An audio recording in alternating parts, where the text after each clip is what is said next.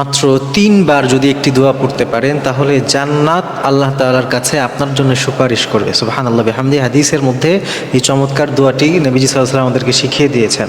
আমরা যারা মুমিন আছি, আমাদের আলটিমেট আমাদের ডেস্টিনেশন হচ্ছে দিন শেষে আমরা জান্নাতি হতে চাই।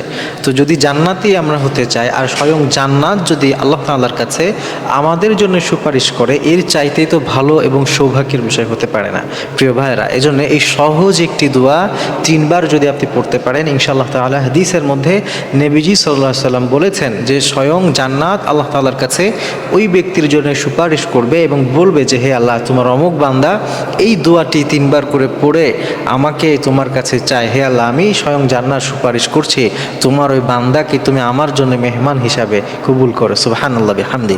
এই দোয়াটি হচ্ছে হাদিসের মধ্যে এসেছে, কেউ যদি প্রতিদিন ৩ বার আল্লাহ তাআলার কাছে জান্নাতকে চায়, আল্লাহ তাআলা জান্নাতকে এই সুযোগ করে দেন যে স্বয়ং জান্নাত তার জন্য আল্লাহর কাছে সুপারিশ করে। প্রতিদিন ৩ বার করে যদি জান্নাতকে আল্লাহর কাছে চাওয়া যায়। আর সেই দোয়াটি নবী সাল্লাল্লাহু আলাইহি ওয়াসাল্লাম শিখিয়ে দিয়েছেন, আল্লাহুম্মা ইন্নী আসআলুকাল জান্নাহ। এই সহজ ছোট্ট একটি দোয়া আপনি ৩ বার করে পড়বেন, অথবা প্রত্যেক দিন ফজরের নামাজের পরে ৩ বার আর মাগরিবের নামাজের পরে ৩ বার এই দোয়াটি পড়বেন যে আল্লাহুম্মা ইন্নী আসআলুকাল জান্নাহ, হে আল্লাহ আমি আপনার কাছে জান্নাত চাই। এটা ৩ বার করে আপনি প্রত্যেক দিন যদি পড়েন, আজীবন এটা আপনি পড়তে থাকবেন, নিয়মিত এই আমলটি করতে থাকবেন, তাহলে দেখবেন ইনশাআল্লাহ তাআলা জান্নাত আপনার জন্য আল্লাহর কাছে সুপারিশ করবে। এই হাদিসের এই দোয়ার শেষের একটা ছোট্ট অংশ আছে, নবী সাল্লাল্লাহু আলাইহি ওয়াসাল্লাম বলেছেন যে আর যারা ৩ বার করে প্রতিদিন জাহান্নাম থেকে পানাহ চাইবে আল্লাহর কাছে, আল্লাহ তাআলা ওই জাহান্নামকে এমন সুযোগ করে দিবে যে ওই জাহান্নাম আল্লাহর কাছে সুপারিশ করবে যে হে আল্লাহ, তোমার অমুক বান্দা সে যেন জাহান্নামের আগুনে না পড়ে, জাহান্নাম থেকে তুমি তাকে হেফাজত করো। সুবহানাল্লাহ। স্বয়ং জাহান্নাম তার থেকে বাঁচার জন্য আপনার জন্য আল্লাহর কাছে সুপারিশ করবে। সেই দোয়াটা কি, শেষে গিয়ে ৩ বার জাহান্নাম থেকে পানা চাইতে হবে, ও আউযু বিকা মিনান নার, এটা ৩ বার পড়বেন। তো পুরো দোয়াটা একসাথে এইভাবে পড়বেন যে আল্লাহুম্মা ইন্নী আসআলুকাল জান্নাহ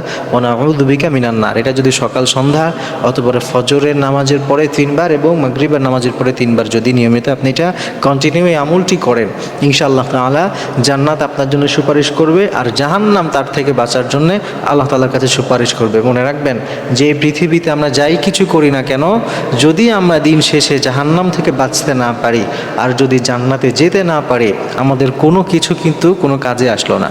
পৃথিবীতে আমার যত কিছুই থাকুক না কেন, আমি যতই দান করি, যতই নামাজ পড়ি, কিন্তু আমার শেষটা যদি ভালো না হয় এবং আমাকে যদি জাহান্নামেই যেতে হয়, তাহলে আমার দুনিয়ার এত কিছু, এই সফলতা, এই সব কিছু আসলে মিথ্যা, এছাড়া কিছু নয়।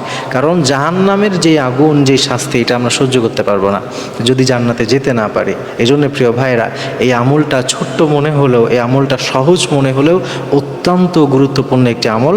আল্লাহ তাআলা আমাদেরকে এই আমলটি করে প্রত্যেকটা ভাইকে, প্রত্যেকটা মা বোনকে, আমাদের প্রত্যেকটা মুসলিমকে জাহান্নাম থেকে যেন আমরা বেঁচে জান্নাতে যেতে পারি সেই তৌফিক দান।